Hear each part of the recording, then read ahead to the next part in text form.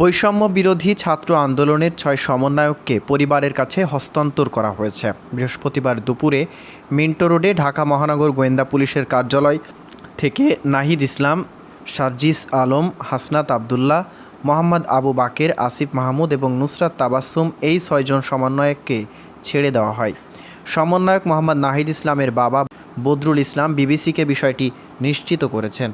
এর আগে নিরাপত্তার স্বার্থ দেখিয়ে ২৬শে জুলাই হাসপাতাল থেকে কোটা সংস্কার আন্দোলনের অন্যতম সমন্বয়ক নাহিদ ইসলাম সহ আরও ২ জন সমন্বয়ক এবং পরদিন আরও ৩ জন সমন্বয়ককে তুলে ডিবি কার্যালয়ে নিয়ে যাওয়া হয়। এরপর ২৮শে জুলাই ঢাকার গোয়েন্দা পুলিশের নিরাপত্তা হেফাজতে থাকা অবস্থায় কর্মসূচি প্রত্যাহার করার একটি ভিডিও বার্তা দেন নাহিদ ইসলাম। তার সাথে সেই সময় আটক বাকি সমন্বয়কেরা উপস্থিত ছিলেন।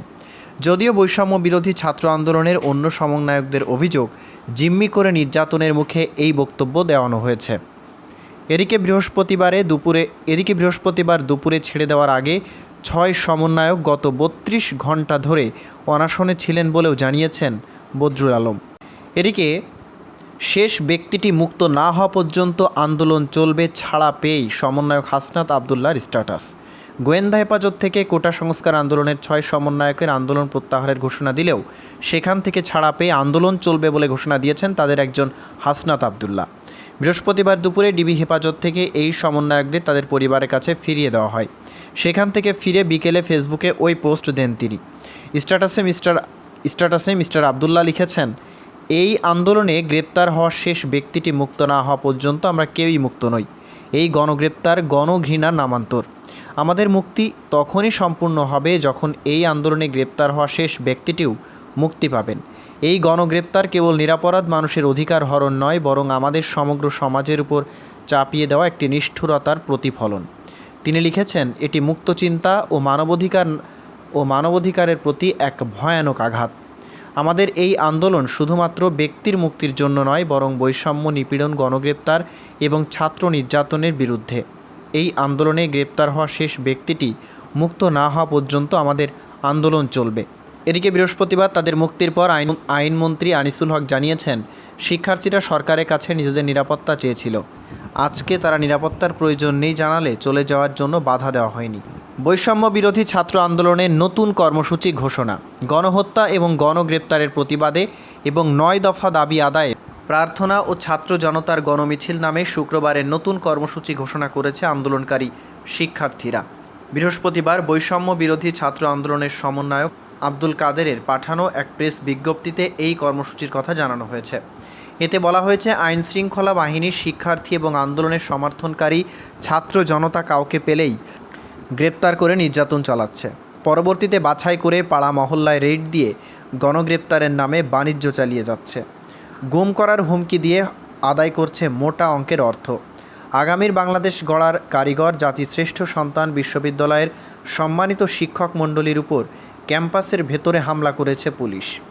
আন্দোলনে অংশ নিয়ে নিহত, আহত, পঙ্গু এবং গ্রেপ্তার হওয়া সকলের স্মরণে নতুন এই কর্মসূচি ঘোষণা করেছে আন্দোলনকারী শিক্ষার্থীরা।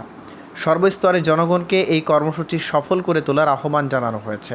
এদিকে ঢাকা বিশ্ববিদ্যালয়ের গণযোগাযোগ এবং সাংবাদিকতা বিভাগের শিক্ষকরা আন্দোলন কেন্দ্র করে শিক্ষার্থীদের নিরাপত্তাহীনতা এবং ঢাকা বিশ্ববিদ্যালয়ের কয়েকজন শিক্ষকের সাথে পুলিশের অধ্যত্তপূর্ণ আচরণের ঘটনায় ক্ষোভ জানিয়েছেন।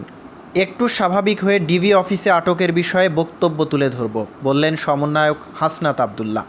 বৃহস্পতিবার দুপুরে ঢাকা মহানগর গোয়েন্দা পুলিশ থেকে ছাড়া পেয়ে এক আত্মীয়র বাসায় গেছেন তিনি। সেখান থেকে বিবিসি বাংলাকে জানান, ছাড়ার আগে ৩২ ঘণ্টা ধরে অনশন করেছেন তারা। বোঝেনি তো, ৭ দিন এক ধরনের পরিস্থিতির মধ্যে ছিলাম, এরপর লাস্ট ৩২ ঘণ্টা ধরে অনশন। একটু স্বাভাবিক হয়ে সবাই মিলে একটি লিখিত বক্তব্য দেব বলছিলেন মিস্টার আবদুল্লাহ। এর আগে ডিবি হেফাজতে থাকা ৬ সমন্বয়কের সবাইকে পরিবারের জিম্মায় দেওয়া হয়। বৃহস্পতিবার সকালে পরিবারের সদস্যদের ডেকে পাঠায় পুলিশ। কয়েক ঘন্টা অপেক্ষার পর পুলিশের মাইক্রোবাসে করে তাদের নিজ নিজ গন্তব্যে পৌঁছে দেওয়া হয়। আজ রাজশাহী বিশ্ববিদ্যালয়ের ক্যাম্পাসে বৈষম্য বিরোধী শিক্ষার্থীদের কর্মসূচি পালন শেষে পুলিশ ৩ শিক্ষার্থীকে নিয়ে যেতে চাইলে বাধা দেন শিক্ষার্থীরা। এর আগে সকাল 10:30টায় বিশ্ববিদ্যালয়ের ক্যাম্পাসে আন্দোলনরত শিক্ষার্থীরা কর্মসূচি পালনের ঘোষণা দেন এবং সেই অনুযায়ী কিছু শিক্ষার্থী ক্যাম্পাসের বিভিন্ন এলাকায় দিয়ে প্রবেশ করে বলে জানান স্থানীয় সাংবাদিক শফিকুল ইসলাম। পরে তারা কর্মসূচি পালন না করে বেলা 11:15টার দিকে বিশ্ববিদ্যালয় শিক্ষক নেটওয়ার্কের মৌন মিছিলে যোগ দেয়। মৌন মিছিল শেষ হলে বেলা 11:15টার দিকে কয়েকজন শিক্ষার্থীকে চ্যাংদোলা করে নিয়ে যেতে থাকে মহানগর গোয়েন্দা শাখা পুলিশ। এই সময় শিক্ষক, শিক্ষার্থী এবং পুলিশের মধ্যে ধস্তাধস্তি হয়। পরে শিক্ষকরা তাদের ছাত্রদের ছিনিয়ে নেন। বেলা 12টার দিকে শিক্ষকরা বলাই তৈরি করে শিক্ষার্থীদের বিশ্ববিদ্যালয়ের কাজলা গেট দিয়ে অটোরিকশায়। এই ঘটনার সময় বিশ্ববিদ্যালয়ের প্রক্টর উপস্থিত ছিলেন। এদিকে কর্মসূচি কেন্দ্র করে বরিশাল বিশ্ববিদ্যালয়ের শিক্ষার্থীরা জড়ো হবার চেষ্টা করলে 12 জনকে পুলিশ হেফাজতে নেওয়া হয়। তাদের মধ্যে বরিশালের বৈষম্য বিরোধী ছাত্র আন্দোলনের সমন্বয়ক সুজয় শুভ, এমএস তমালও ছিলেন বলে জানান স্থানীয় সাংবাদিক কাউসার হুসাইন। পরে বিশ্ববিদ্যালয় প্রশাসনের জিম্মায় ওই 12 শিক্ষার্থীকে ছেড়ে দেয় পুলিশ। বিশ্ববিদ্যালয়ের প্রক্টর ডক্টর আব্দুল কাইয়ুম বিষয়টি নিশ্চিত করেছেন। তবে ছাত্র আন্দোলনের ভিন্ন চিত্র ছিল ময়মনসিংহে। সেখানে 11টা থেকে দুপুর 2টা পর্যন্ত টাউন হল মোড়ে জড়ো হয় শিক্ষার্থীরা। প্রথমে কয়েকজন শিক্ষার্থী অবস্থান নিতে চাইলে পুলিশ তাদের নিষেধ করে বলে জানান স্থানীয় সাংবাদিক হুসাইন শহীদ। পরে আরও শিক্ষার্থী জড়ো হলে তাদের বাধা দেননি আইন শৃঙ্খলা রক্ষাকারী বাহিনী। তবে সমাবেশ চলাকালীন সময়ে পুলিশ ও বিজিবি সদস্যরা সেখানে উপস্থিত ছিলেন। জামাত শিবিরের রাজনীতি নিষিদ্ধ করে প্রজ্ঞাপন জারি।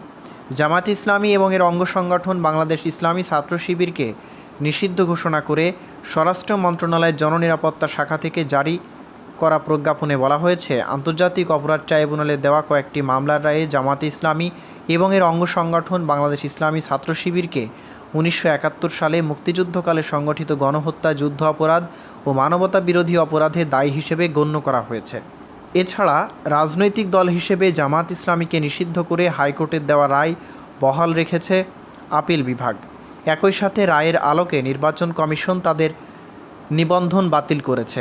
ওই প্রজ্ঞাপনে বলা হয়েছে, যেহেতু সরকারের নিকট যথেষ্ট তথ্য প্রমাণ রহিয়াছে যে বাংলাদেশ জামাত ইসলামী এবং এর অঙ্গ সংগঠন বাংলাদেশ ইসলামী ছাত্র শিবির সাম্প্রতিককালে সংগঠিত হত্যাযজ্ঞ, ধ্বংসাত্মক কার্যকলাপ এবং সন্ত্রাসী কর্মকাণ্ডে সরাসরি এবং উস্কানির মাধ্যমে জড়িত ছিল, যেহেতু সরকার বিশ্বাস করে জামায়াত ইসলামী এবং ইসলামী ছাত্র শিবির সহ এর সকল অঙ্গ সংগঠন সন্ত্রাসী কার্যকলাপের সাথে জড়িত রয়েছে, সেহেতু সরকার সন্ত্রাস বিরোধী আইন 2009-এর 18-1 প্রদত্ত ক্ষমতা বলে বাংলাদেশ জামায়াত ইসলামী এবং বাংলাদেশ ইসলামী ছাত্র শিবির সহ উহার সকল অঙ্গ সংগঠনকে রাজনৈতিক দল হিসেবে নিষিদ্ধ ঘোষণা এবং উক্ত আইনের তফসিল 2-এ বাংলাদেশ জামায়াত ইসলামী এবং বাংলাদেশ ইসলামী ছাত্র শিবির সহ উহার সকল অঙ্গ সংগঠন হিসেবে নিষিদ্ধ সত্তা হিসেবে তালিকাভুক্ত করেছে বলে প্রজ্ঞাপনে জানিয়েছে সরকার।